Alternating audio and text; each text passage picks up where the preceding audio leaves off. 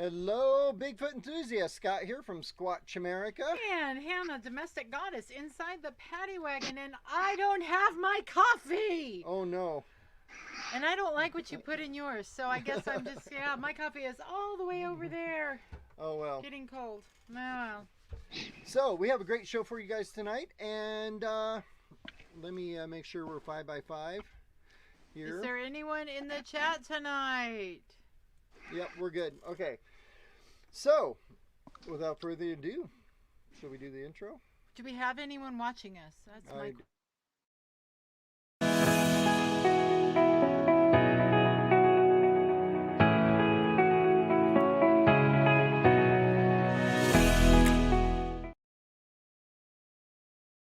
All right, so we have a great show for you tonight. We wanted to introduce a guy that I've been watching on video or on YouTube for, I don't know, a while, forever, since I got into the Bigfoot business. But I just, without further ado, let's introduce Matt from MattSquatch. Hi. Hi, Matt.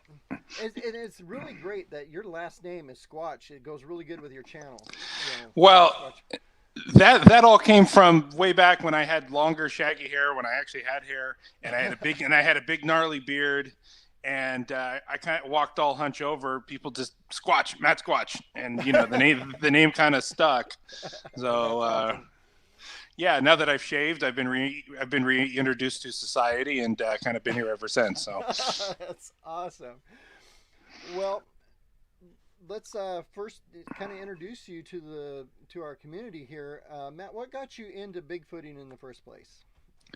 Well, I'd say even when I was a really little kid, I remember my school library when I was like in 5th grade, my teacher saying, "You got to go read a book," and I'm like, "No. I don't want to read a book."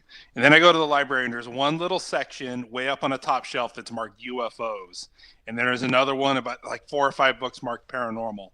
I think I read every book up there just because I was like, I don't want to go read, whatever book on, normal kid stuff, or it just didn't interest me. And my mom's got a degree in anthropology, and she always had those weirdo books from the 70s when she was in college, like the human ape and all this, evolution stuff that the kind of 1970s anthropology, the whole missing link kind of a thing.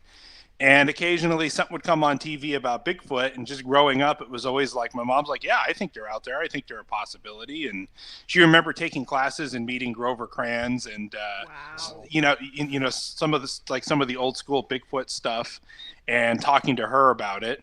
And it's one of the things, my mom's, almost 70? It's one of the few things I can still talk to her about is, let's talk about Bigfoot. Or you see this conference? Did you see this video? So, yeah, and just, and then probably in the mid 2000s, I kind of forgot about it until I was out hunting with my brother-in-law, and I had an encounter while we had a rock thrown at us. And then I had another encounter a few years later in a different part of the woods in California, and where something thumped on the house in the middle of the night and was growling at me. And it wasn't until like years later where it was like little gears turning, little rat on a wheel. I'm like, I think that might have been a Bigfoot that hurled a basketball-sized rock at my head from like 40 feet away. Go figure. Yeah, like, I don't think that was a human being out in the middle of the Sierras by ourselves. What we were doing is we were coyote hunting, and we had one of those electronic calls where you press the button and it does like wounded rabbit, and it does like dying cow, all these god awful noises. And it was blasting up this canyon, and I kept thinking, going through my brain, little squirrel brain, predator call. I wonder if it calls in anything besides coyotes. And we were sitting there kind of behind the rocks, and we're all camouflaged up, and we got our rifles out, and now here could kind of hear something behind me in the leaf litter. We're under this big giant oak tree, and I hear whoosh, and this big giant rock flew right by my head and landed on the ground. And I jumped up, and it was just kind of right at dusk. It was just that kind of darky haze, and we were like, "What was that?" And we got up and we walked out, and by the time we even got down from this tree down to the trail, it was already getting dark. It was one of those, mountain kind of darkness where it goes from you can see well to pitch black in like 2 minutes because of all the mountains. And by the time we were walking back, it was dark, and we were shining flashlights back down the trail because we kept hearing footsteps behind us. Something followed us out. And we drove back to the cabin we were staying at, which is a family property in the Central Sierra Nevadas. And later on that night, kind of maybe related, maybe not related, we're standing on the porch of we're standing on the deck, the porch of the house, grilling up a steak, whatever. It's like 8:30, 9 at night. And we see a light going through the woods. It was an orb, just like weaving throughout the trees in an area that was really heavily wooded, like you would have heard something crunch around about 200 yards away right off the porch. And it was just this big yellow light moving through the woods. And after the rock incident and this, we were just like, this is a weird experience. So whether that's related or not, that was definitely, a tiptoe into the cryptozoological paranormal side of it. And a couple of years before that, I also worked in a building where I worked graveyard and security. I worked 11 p.m. to 7 a.m., the overnight shift. And we had a couple of buildings that had legitimate haunted activity, like stuff moving on its own and walls growling at you and a bunch of other stuff like that. So I've kind of always had something, or should I say it finds me, if that makes sense. So just kind of on and off over the years. I would say I'm interested in everything paranormal, all the weirdo stuff, conspiracy theories, UFOs, ghosts, demonology, all that kind. And I think it's all connected very deeply. Just all that weirdo stuff I've always been interested. But something about cryptozoological phenomenon, Bigfoot, Dogman, all these goat men and the little people and all these weirdo things, lake monsters, mermaids, all that kind of stuff is always just super fascinating to me. And that's been kind of more or less like my center point. But I'm pretty much interested in it all. Well, that's pretty awesome, and I kudos to your mom. I'm an anthropologist myself. Oh, excellent. That's what got me into Bigfooting too, was the fact that my background's in Native American culture. I'm a Native American cultural anthropologist. That's awesome. I was working with a factory. In fact, in Central California, I used to work with the Miwok tribe in the Yosemite Valley. Excellent. We lived in Mariposa, if you know where that's at. Yes, I do. There are a lot of Bigfoot in that area. Yeah, there are. And that's what kind of got me into it, was when I was working with the Miwok tribe. They were taking me around showing me petroglyphs, and there was one I didn't understand, and I'd learned to read them and stuff, and I asked an elder, what is that? And he looked at me and he said, that's a Bigfoot. And I looked at him like, they exist? And he looked at me like I was stupid and said, yeah. What's really interesting, my father-in-law's place in the Sierras, the 15 acres he has, that's abutment to National Forest, which is where we had the rock thrown at us, and I've had a bunch of other encounters and events there over the years. In fact, I'm going to go up again in March. It's not far. It's about 25 minutes away from the Tulare Indian Reservation, where the famous where the Hairy Man cave paintings are. Yeah. The famous. Yeah. Porterville. He's in Springville, which is right there. So it's kind of interesting that 15, 20-minute drive away is, an Indian reservation, the famous Hairy Man cave paintings, and here we are at the foot of the Sierras. Kind of his place is like 3,500 feet, but we can go on up to all the redwoods and sequoias and all the spectacular stuff right there. So he's really in a good spot. Kind of, he's not too low, not too high at his property. But yeah, it seems like the whole from there going up to Sequoia National Park to Yosemite, Kings Canyon, that whole area is just very squatchy, to use the term. Yeah. Yeah, it is. So, what was the other question I had for him? Do something in your head. Quick! Do a sound check while you're figuring it out. All right, can people hear us better now, by chance? We're getting in the chat that people aren't hearing me. You got a lot louder, Scott. Okay, good. I hope so. Now that might be working. All right. So this is horrible when you can't hear yourself, and you have to go by what. And now Joe says to pump up the volume. Hey. Okay. That's one of my favorites. This is one of the reasons I don't do a lot of live streams. I do a lot of pre-recorded because I can check sound levels before I upload. Yeah, before you upload it. Yep. Yeah. Now we sound great. All right. Thanks, Danny. We're getting thumbs up now. So I don't know what you were going to ask him, but I know what I wanted to ask him. First of all, not asking, I totally love your field of interest, because when everyone, like in grade school, when everyone else, all the other girls were checking out Holly Hobby books, I was going for vampires and ghosts and witches and hi baby, oh look at that kitty, big old fat cat. Yeah. She's over here bothering me during a live stream. Yeah. And I remember this is a little known fact about me. In the set, I would write like really gory UFO abduction stories for creative writing. And the teacher's probably like, what is wrong with this one? Well, yeah, I always got really, really good grades on them, and then my parents sent me to a Christian school in 7th grade. It took me a long time to write after I got shot down there. But I wanted to ask you, okay, so you are part of the Sasquatch or the Squatching Chronicles or the Sasquatch Chronicles or? No, that's not him. I know Wes. Okay. I've talked to him on and off in the past. I was on his show like way back. It was right before I started my YouTube channel. I talked about my encounters.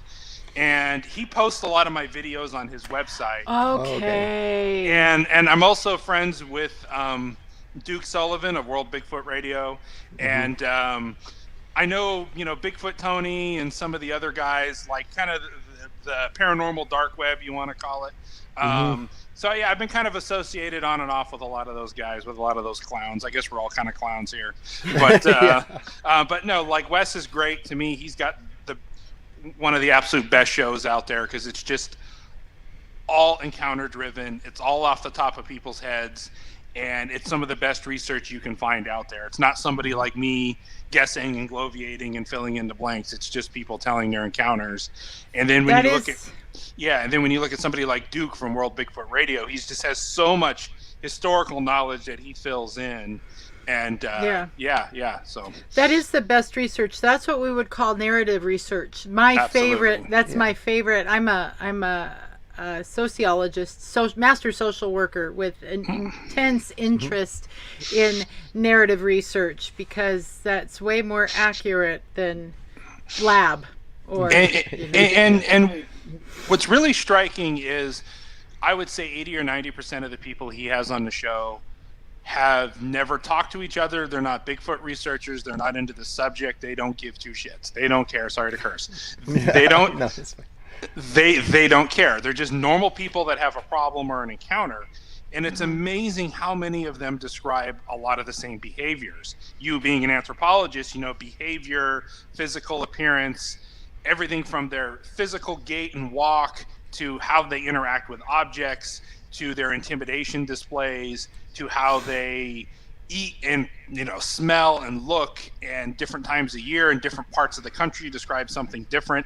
It's amazing how many patterns and crossing over things for people who, like, you couldn't make up that many people couldn't make up that much stuff and be that accurate and be all on the same page. I think it's really kind of a wondrous thing. And not just Sasquatch Chronicles. I'm talking, if you go to the BFRO websites, or you go to a million different websites, or all the different YouTube channels that handle encounter stories, just talking to people. I've talked to so many people that have told me their encounter stories that don't want to share it, and it's amazing how much of it crosses over and bleeds over. And that's just, and then we start to decipher patterns. So if we see a Bigfoot doing something, we can look at 100 other encounters and fill in with a little common sense and figure out what they were trying to do, or give it an educated guess on what's going on. And that's exactly what Squatch America is about. Yeah, that's what we're about. We actually,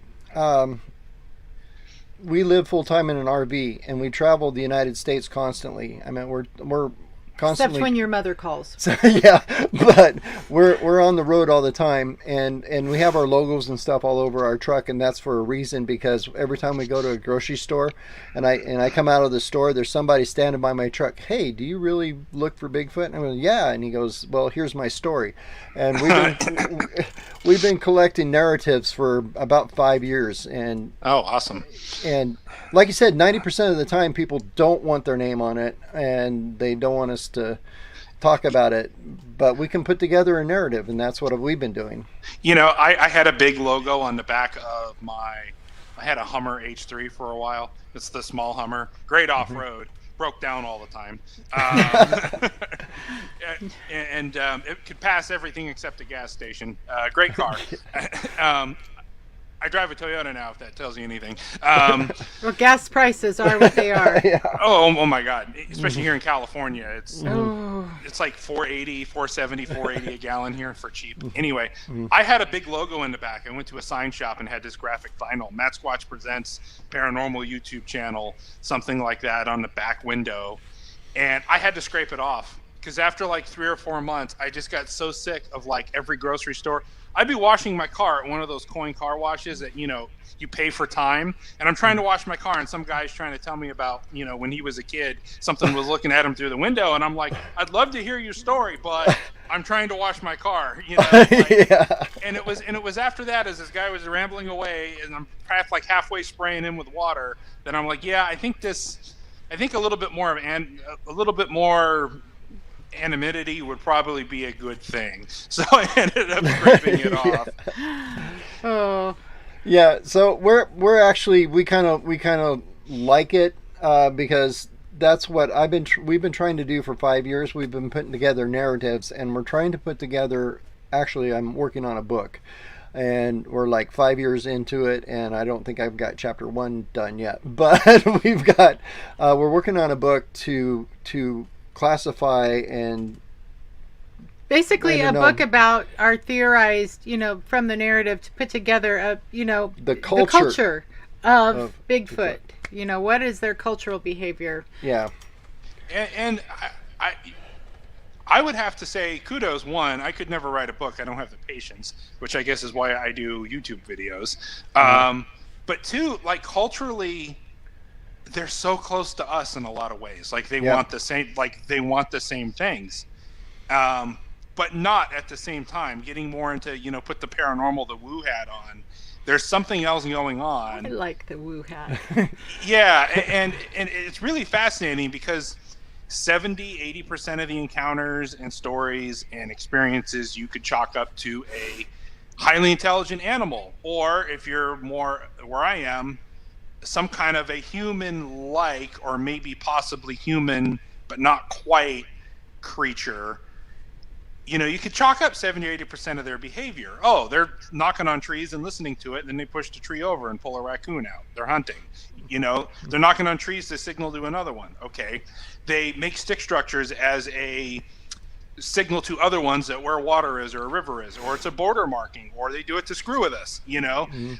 Whatever theory you can apply. But then when you have one set, then you encounter somebody who's serious, shaking in their boots, terror in their eyes. I don't know, man. I saw a bright flashing light and an orb whizzed by, and then a minute later a Bigfoot walked by, and then it walked into the woods and vanished. And you're like, okay, I can't explain that. Right. And you don't want to necessarily discount those people, because the more you listen to these stories, the more you get weirdo type things like that. And I think that's kind of the problem with a lot of the mainstream Bigfoot community, like the guys you see on TV or a lot of the books and stuff like that, is they'll just, you know, neatly file that away somewhere because it doesn't fit their narrative. And that's why, like, a lot of big names you see on TV and professionals, you know, kind of the more glory hounds in the industry, I've also noticed they push a nonviolent agenda. Where they say, oh, Bigfoot would never hurt anybody. You're safer in the woods if a Bigfoot is around. They'll chase the mountain lions away. They're completely benign. They're harmless. And I'm like, yeah, nothing is harmless. You know, like a the tiniest spider can bite you. You know, like go pick up a lizard in your yard. It can bite you. Like nothing is harmless. So it's really kind of interesting to me when you think about it. Culture of Bigfoot, man, that's a big topic. I mean, you could write several books on that. And what I found is videos, I kind of cringe a little bit if I watch a video from 2 years ago because my thoughts have evolved so much. You know, probably by the time you're done writing the book, you'll be like, I think I need to go back and edit this because I think my thoughts have changed or new evidence has come up. You know, it's such kind of like anthropology is, way different now than it was even 15 years ago, like when I took a few classes. And oh gosh, Yeah. it's like the change in social work today and social work 10 years ago. Yeah. In fact, in school they don't teach the missing link anymore because it's bunk. Yeah. Yeah. yeah, no, So- yeah. So I have a thought, but before I express my thought, look what time it is. Oh my gosh, we need to make some money. So so we're going to take a quick commercial break and we'll be right back. Hey honey, are you at all worried about the future? A little bit. A little bit? Well, you know, I don't blame you. It's a little crazy out there. It's a fact. The best time to prepare for bad times is during good times. When you know a big storm is coming, you prepare in advance. Same goes for our future. Things seem calm right now, so it's the perfect time to prepare for the next big crisis or disaster. That's why you should stock up on emergency food from My Patriot Supply. They are America's largest preparedness company with millions of happy, well-prepared customers. Their food kits stay fresh for up to 25 years. They're an insurance policy you can eat. When you need it, it'll be there. Shop dozens of food storage kits now. Click on our affiliate link below. Their kits give you an abundance of food, totaling over 2,000 calories a day. Every family member in America needs one of these kits. You can't go wrong. Click on our affiliate link below to shop and save and get prepared for whatever comes today. All right, we're So back. can I share my thought now? Yes. Okay. First thought, I really like the earrings I was wearing in that commercial. Second thought, so I am, out of us, I am more than the Lucy of the Bigfoot world, although I am pretty hilarious when you get to know me. I'm also the woo hat wearer of the relationship. Definitely the woo hat wearer. And and something occurred to me when you talked about those people that bring to you their encounters of, oh my gosh, there was the light, there was the orb, it was there, it wasn't there, and all that. And I was thinking, you know, the fear factor in that is, you know, we often say of our children and those adults who are cognitively different than we are, you know, maybe they have a condition or something that keeps them more childlike, and how they are more spiritually attuned, or, you know, whatever. And the older you get, the less innocent you are, the more you cut off those levels of thinking, you know, like we cut ourselves off at the throat chakra. That's all, you know, it's gone.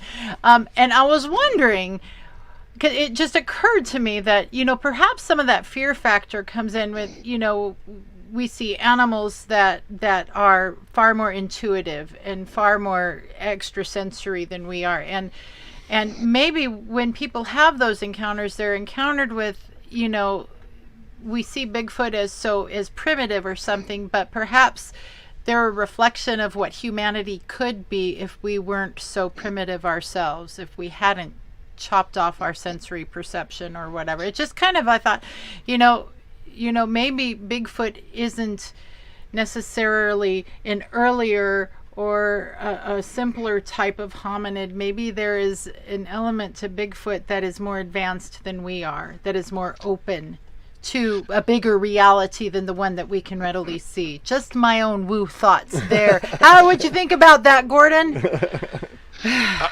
Well, Gordon's in our audience. Yeah, I was gonna say, don't call me Gordon.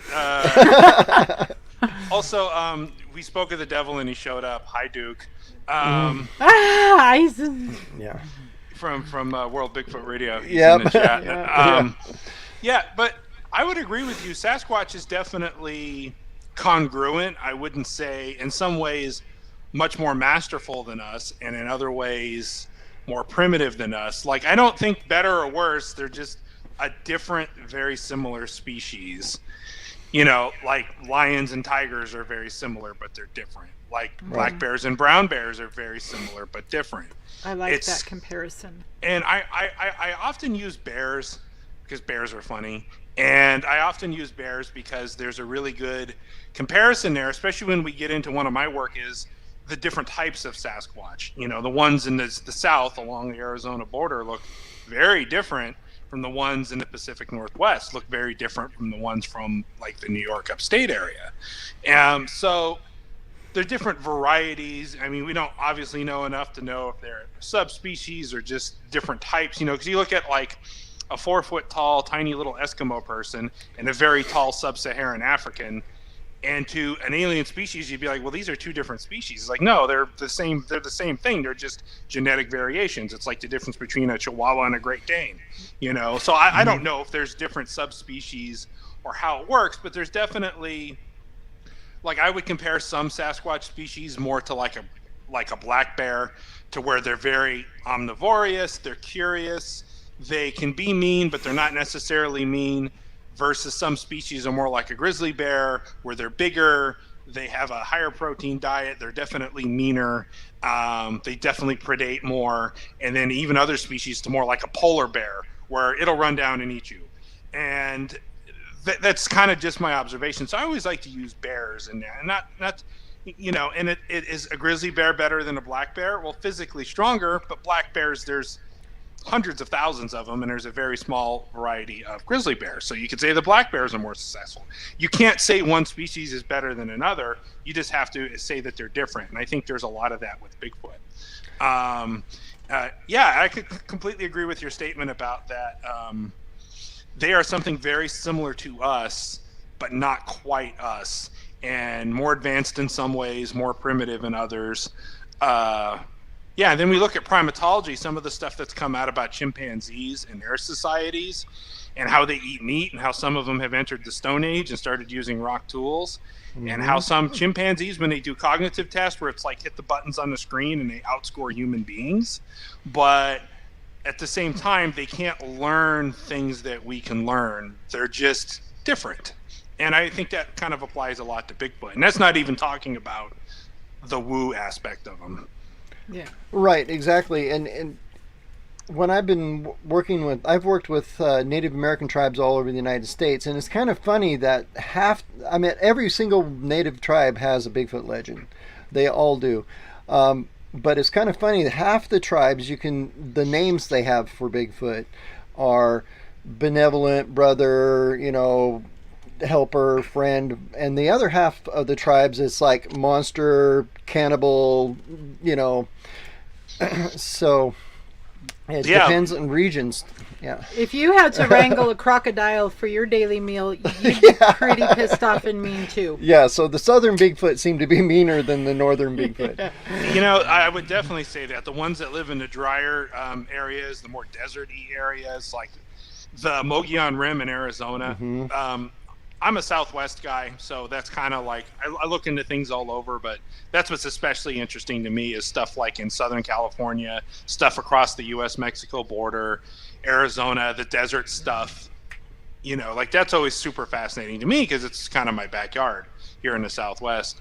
But they seem to be a particularly ornery breed down here, and I can't even imagine, like you said, some hair-covered large mammal that has to deal with 90-degree temperatures and 90% humidity and wrestle an alligator and feral hogs and deal with cottonmouths and snakes and mosquitoes and everything else. Yeah, you'd be a pretty ornery dude versus one of these mysterious forest ninjas, the gentle giants from the Pacific Northwest that are playing hide and seek with the Bigfooters, and they kind of a lot more mysterious. The ones in the South seem to be a lot more like ugly in your face, not that they can all be violent, but it's just different how they seem to have kind of a personality.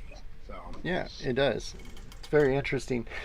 So there's one of the reasons I reached out to you to come on our show is because you did a video recently, and it really kind of hit me right in the anthropology brain, and there's something I wanted to talk about. I'll do that sometimes, right in the. Yeah. So, we're gonna talk about this, and I even made a slideshow. Ooh, here we go. Oh yeah, slideshow. It's Professor Scott coming at you. Yeah. Here we have Hannah waving from the left. Here we have Hannah waving from the right. Slideshow. Yeah. There we go. So I'm gonna throw this up. Do you want to read? I'll read. Okay. Yes. Okay. So we're going to talk tonight about the Uncanny Valley. You want me to just read it straight? Yeah. Okay, the uncanny. Okay, a range of appearances, mannerisms, and/or behaviors subtly different from humanoid in an otherwise humanoid figure that may like the Brits say, figure that may cause negative reactions such as fear, discomfort, or revulsion. This here describes my reaction at like 8 years old when I first saw the fembots in that episode of The Bionic Woman. Yeah, Scared me peeless right there. Well, it's like, for me, just a few years younger, although not by much, I'm sure. That was like Terminator when I was like 10 years old, and I'd like, my parents would be, go to bed, and I'd like sneak through the cracks of the door and watch Terminator and see this human cyborg thing gunning people down and getting shot in the face. But it's like, it looks like a human. It's scary. It's the same thing with like Predator and even Alien. A lot of the classic monsters have these human features, and that's... Or the Stepford Wives. Yeah. So yeah, definitely. So when we actually learned this in anthropology too, I think it's Anthropology 101. It's in the books everywhere. But to give you an idea, it's like when you see robots like this here, we think, oh, those cute little mechanical robots. But when the robots look like this, that's when we start getting creeped out about it. Like Data. Yeah. There's something about like I'll use the first Terminator as a good analogy. Most of the movie is Arnold with prosthetics on there, and that's scary enough. But there's one scene where he's like digging in his eye, trying to get like buckshot pellets out of it, and it's an animatronic head. And for 1982 or whatever, or 84, it looked really convincing. But you can tell that it was an animatronic head with a glowing eye in it, and it was like his arm, like reaching up for special effects. This is before CGI and better, in my opinion. Mm-hmm. And it was very unsettling because you could tell that it was him, but it wasn't him. It switched over to a doll or like a mannequin head or whatever, and that made it extra creepy because it really framed it even more creepy than if it had just been him with like a prosthetic eye he was digging in. And I think that's very telling with this Uncanny Valley. Mm-hmm. So. Is Uncanny Valley, is that why I hate dolls anyway? Mm-hmm. Okay. Yes. Yep. Yeah. Yes. I hate, especially the ultra realistic, like. Oh. Yeah. Those people that buy like those realistic looking baby dolls, it's like there's something really, really wrong with them. I've seen some of them. They're like 7-8 pounds. They're the size of a newborn. I've got kids, so to me, it's like you're like. Is this real? Like, and why would you want that in your house? Why? And some of them actually do the things. Like, I might as well put it to sleep on a Ouija board, you know. There you go. Exactly. Exactly. Sorry to interrupt. No, that's fine. So let's look at the Uncanny Valley pertaining to Bigfoot now. We have got over the years, and I've heard on other channels and other reports and stuff, and I've actually talked to people who are in the woods who see a Bigfoot, who have a gun in their hand, and they're like, I can't shoot that, it's too human.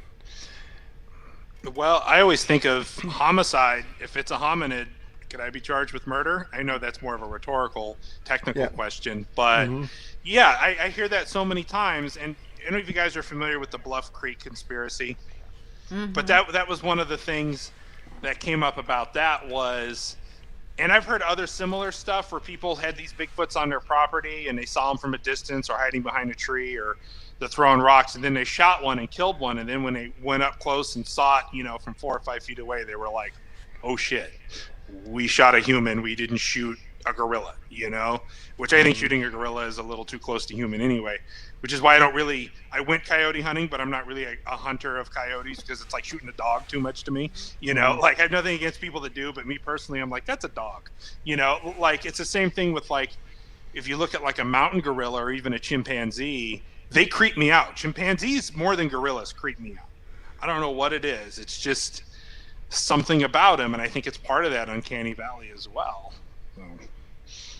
They're little. They're like kissing cousins, man. They're too close. They are. And yeah, they look. If the dog understands us, how much? Yeah. What was it that Amy from that movie Congo? Yeah. Yeah. Oh, I remember that movie. That's another one that scared the crap out of me. Speaking freaking sign language. Oh. Yeah. Well, that was a real. That's a real. Yeah, based on reality. Coco. Yeah, Coco the gorilla. He knew like 800 different sign language. You could have a full conversation with him, you know, and it's pretty incredible when you think about it. I can't have a full conversation with a lot of other humans. Yeah. Yep. Him? Yeah. Yep. So, yeah, and the other thing that occurred to me, because I had kind of the same epiphany you did, which is why I made a video, is I'm really into self-defense, shooting, practical shooting. I was a competitive shooter for a while. And somebody brought up in a shooting class the Uncanny Valley, like if you're out walking your dog and some homeless guy comes staggering up to you, what is it that makes him set off all the bells and whistles of, I better leave, I better go around this guy, versus this guy needs help, I should call somebody for him, he's close to death, you know, versus this guy's scary and he should go away. And it's subtleties, you know. If that homeless guy going down the street talking to himself wearing 13 layers of clothing on an 85-degree day that you can smell from 50 feet away, there's something you want to avoid that. But you take that same guy and make him face down in the gutter talking to himself, now all of a sudden I'm going to be calling 911. But the fact that he's upright and walking, I'm scared of him. And it's just something like, it's in the eyes, it's in the dress, it's in the hair, it's the disheveled appearance, it's in their voice, it's the sunburned skin, it's the unkemptness. There's something about it, and that's that uncanny valley. Very, very close to, well, they are human, obviously, but very, very close to normal, but not quite. And it's enough to set that off in us. And I think to me, it's the same bells and whistles when you're out in the woods and you get a creepy feeling, like the rock thrown at you, or the woods go quiet and you hear something off in the distance, or you just get the little hairs on your neck standing up, and the sun goes behind the clouds and things get dark and the woods go silent, and you're just kind of like, something else is out here. This is a little creepy. That same kind of feeling, and I think the Uncanny Valley kind of represents that. Oh, it absolutely does. And it to me, I think that's part of the I'm going to go somewhere Hannah's not going to like. But anyway. Don't put thoughts in my head or words in my mouth. No. So I think what gets us sometimes into the woo world. Now, I am not in the woo world. No. She's the woo person. I'm not. My have a good balance. chakras are aligned. Yeah.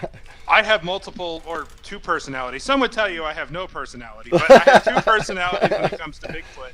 And I can have the straight scientific conversation and talk about it for hours about physical evidence, but I could also, put the tinfoil hat on and go completely the other way. And they do meet in the middle at certain points. Yes, but they yeah, do. so I'm kind of an amalgamation of both of you. Like hard science, there's a lot there, but also on the paranormal side, there's a lot there as well. And I think it's not knocking either one of you, because I'm sure you guys do. You have to look at both, and that's always we do. Been my point. Yeah. Yeah, we absolutely do. And even my experience with the Native American culture, they have, some of them think they're more of a creature, and some, lean towards more woo. In fact, when I was working with the Miwok tribe in Central California, they have a legend that says everywhere a light goes, Bigfoot follows. Everywhere Bigfoot goes, the light follows. Yeah, or light follows. Yeah, so they have that sounds pretty similar to what I saw. So exactly. So they have more of an kind of a Bigfoot is a spiritual being, or orbs follow Bigfoot, or Bigfoot is an orb and can manifest itself type situation. And I think when people get into seeing Bigfoot and they see now. For me, I know they walk differently than we do, so they have more of a gliding way of walking. They're built differently, so yeah. And they don't, they have that, what Meldrum says, a compliant gait, where they walk without Without vaulting over their hips, so they don't bounce. And if you see them going through the forest, you get this feeling that they're gliding or they're floating. It looks like one of those Nordic track cross-country skier things where the head's staying still and they're just cruising by. Yeah. And that's creepy. If you see people walking like that, like, you know, like people that don't walk or that walk without moving their arms and they're just same thing. Yeah. You being the sociology person, Yes. you know, like the repressed anger, fist clenched, walking, you know, very stiffly, like, you know, I'm sure you have a proper term. I say he's got a stick up his butt. But, you know, that's the term. That's the term. Yeah, but you see that in people. And once again, going back to the Uncanny Valley, it's one of those triggers of like, something's not right here, or something's off, or they're projecting something. Yeah. Yeah. So did you ever say what I wasn't going to agree with? Well, we're getting there. Oh, okay. Well, what I was going to say is I think it's the Uncanny Valley aspect of seeing a Bigfoot when they're gliding and they're human but they're not, and you get this. That's what creeps people out. But also, I think that's where we get into a lot of the they must be a spirit, they must be something out of this world, because they're human enough but they're not. And I think that's where a lot of people get confused and they start getting into the more woo aspect of things. I would agree with that. Like if you're going down a hiking trail and it's dead silent out and a bear starts charging at you because it was sleeping or moving silently, because they're good at it too, it just comes out of nowhere and starts running down a trail at you.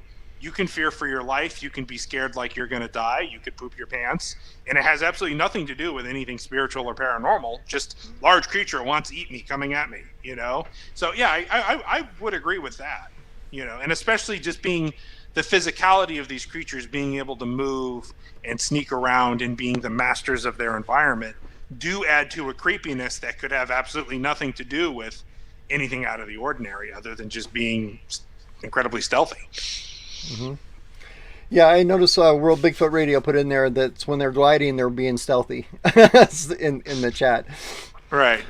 Okay, so time. Oh, time again. Time to make some money. Time to make some money. So usually this is where we do our pitch for our Patreon and liking us and doing, so you guys know where all the buttons are. So if you're watching this video and you look down and the subscribe button is red, push it. Okay, just saying. All right. And now we want to talk about, we've got some shows coming up. If you want to meet Hannah and I live, we are going to be at 4 shows coming up. These shows are sponsored by a variety of people. Yeah, but it's Expo Sure at exposureshows.com. All these are sponsored by them. They brought us in. They bought a 10-foot animatronic Bigfoot that's going to be on our booth with us while we're talking about Bigfoot at the sportsman shows. So we're going to be at the Lane County Eugene Boat and Sportsman Show on February 4th through the 5th in Eugene, or 4th through 6th in Eugene, Oregon. We're going to be at the Douglas County Sportsman and Outdoor Show and at the Douglas County Fairgrounds in Roseburg, Oregon, February 11th through the 13th. We're going to be at the Jackson County Sportsman and Outdoor Show and Jackson County Expo in Medford, Oregon, February 25th to 27th. And then we're going to be at the Shasta County NorCal Boat Show. Boat, Sport, and RV Show. We're going to shop for the newest paddy wagon. Yes. Yeah, in case you don't know, our RV is called the paddy wagon. That's going to be at the Shasta Fairgrounds in Anderson, California, March 4th through 6th. And then we're going to jump on to Tennessee, August 27th. We're going to be at the first annual Eastern Cryptid Encounters Festival, Bigfoot Festival. And they're going to be headlighting the Turtle Man live action. Woo! Yeah, I can do that. and the Mountain Man from Duck Dynasty, and Hannah and us. And Hannah and I are going to be photobombing those guys while we're there. So come see us there. We're going to be doing our live talk about Bigfoot, and that's that. So and we will be filling up between March and August. Yeah. So in our travels. But if you go to squatchamerica.com/events, you can see our calendar, which has all of this on there. Yep. And you can, by the way, you can subscribe to the calendar specifically so that you get all the calendar updates in your email. Exactly. All right. Back at it. We're back. All right. I'm gonna have to go crash one of those shows. I'm gonna put on a big fake mustache and like, good evening. Hello. Yeah, there we go. I think Anderson is closest to you. Yeah. That's still pretty freaking far. I'm in Southern California. I'm in Orange County. That's like Oh. So I might as well drive to Texas, but yeah, I know. It's kind of the same thing, just going north. But yeah, I was kind of looking at those like, hey, honey, can you watch the kids for 3 or 4 days? I'm going on a road trip to Oregon. Don't ask questions. Yeah. It's for work. Where's the credit card? Yeah, exactly. I'm taking your car. It's better on gas. Yeah. By the way, only hotels I could find were 4-star. I hope you understand. It's a tax write-off. Tax write-off. Yeah, that's right. Everything else. Mileage, tickets, and bar tab. I had to entertain. Yeah. Actually, travel meals for business the last 2 years have been 100% deductible. So, hey, take advantage of it before they chop that off too. Yeah. I keep all my receipts.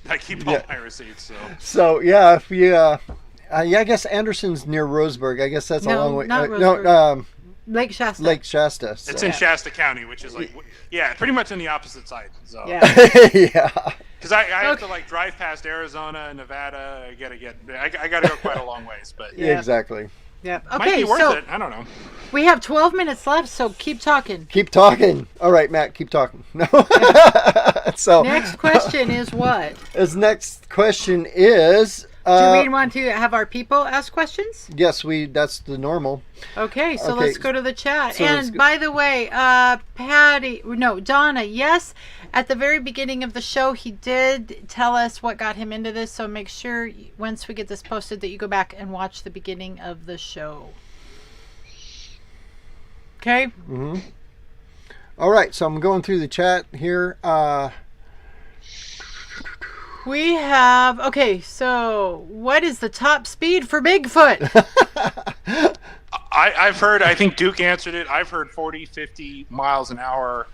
Like people running down the road and this thing keeping up with them. Or people had an encounter with one and they jump in a truck and get away and they go 30, 40 miles an hour down a dirt road for a couple of miles and they stop and then the thing like shows up a second later at their window. Like not only top speed, but endurance. Some would even call that unnatural. Yeah. I mean, bears can run 20, 30 miles an hour for a long time. You ever see those National Geographic videos of this poor little exhausted deer and this big giant grizzly bear you think would just, big roly-poly bear just for just miles and miles and miles. So, I mean, they can do it. They certainly faster than me, certainly faster than most cars or normal trucks could go on, like even a nice dirt road. I mean, you'd have to pretty much get on a highway to outrun one. Mm-hmm. So if you go to our, go back on our channel to the videos that we've posted and the shows that we've done. When we were in Maine this last summer, we got hold of some video footage of a Bigfoot keeping up with an ATV going about 30, 35 miles an hour. Makes sense. And people were going, oh, that's impossible. No, I don't think it's impossible. And the freaky part about it was, because the guys in the ATV had no idea they were being paced. I mean, they were busy making sex jokes with each other. and well, that's, it's either that or fart jokes. I mean, yeah, I know, right?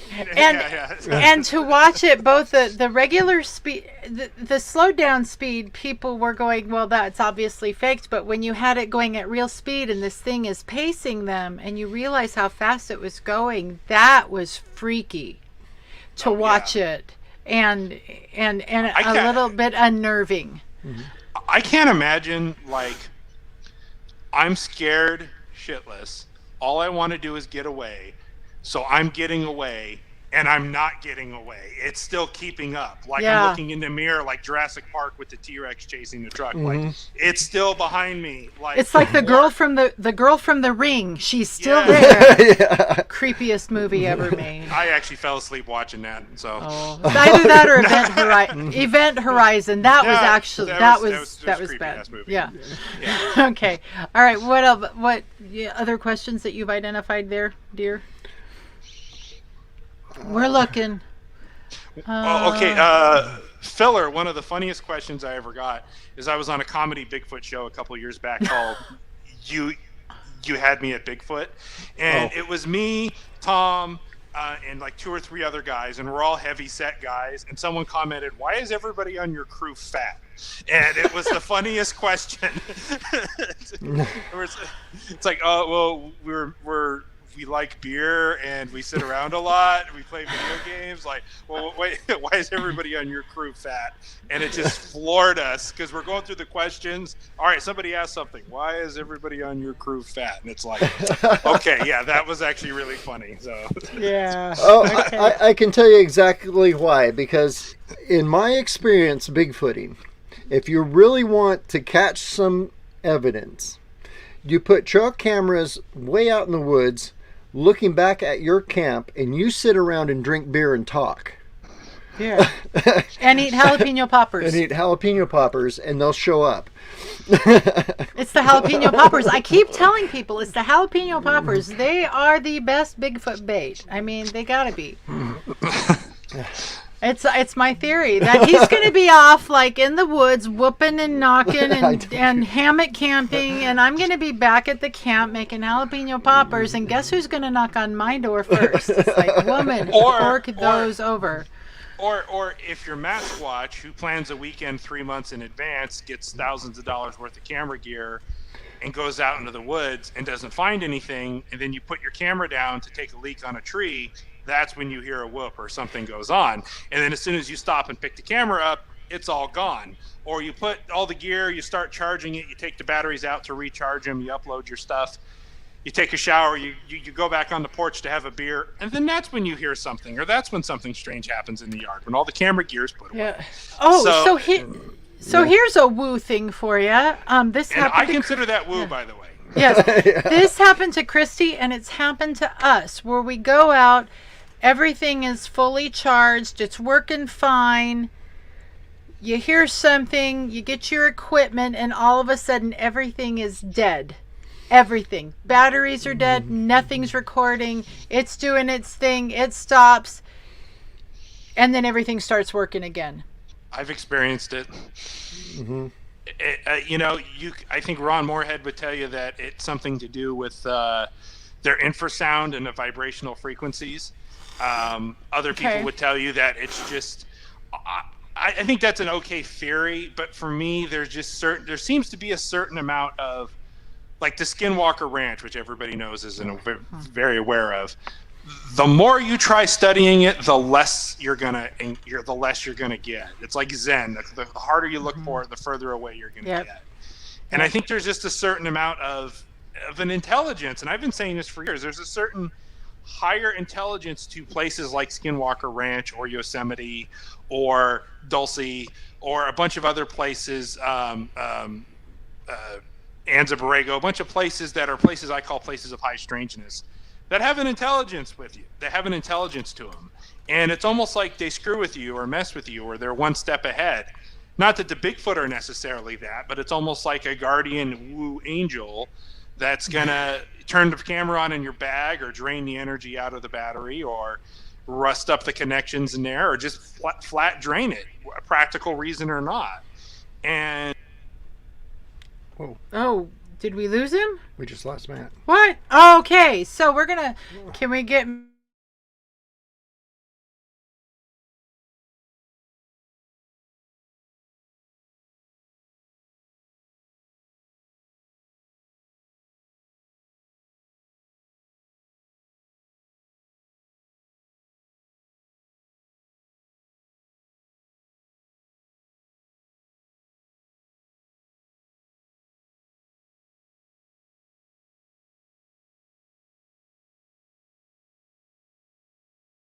Matt back? Oopsie doodle. Up.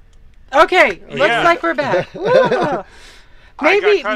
I got cut off by the government there. They didn't like what I was saying, so someone exactly. That's what I was thinking too. Yeah. Oh, don't get us started there, because we got stories that'll curl your hair. Oh, no pun intended. There's stories that I would love to tell you guys off air, off record, about the more cover-up side of it, strange areas, some stories I've heard. I'd love to tell you guys that I can't necessarily talk about it all publicly. So. All right, I'm going to ask my husband to stop pushing the buttons. Okay. So we've got some too. Yeah. I'd love to hear them. There's one that I've talked about before, and we're down to 4 minutes, so keep it quick. In fact, I just had a video taken down by YouTube for some weird reason on this exact topic. There has been 3 times in my life that we have got like copious amounts of new reports. People like that didn't know each other said, "Hey, I saw a Bigfoot here," and then I'll get like the next day somebody will say, "Hey, I saw a Bigfoot in that same area."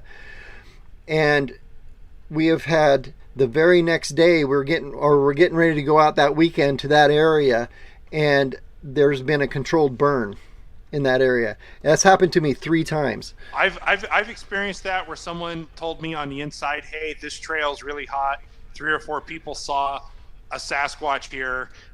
There's evidence. There's tree breaks. It's really creepy." I go there and suddenly the trail is closed. There's all these markers off there. Do not enter. No trespassing. Controlled area, and it's surprisingly shut down. And they'll say, "Oh, it's for habitat restoration or whatever."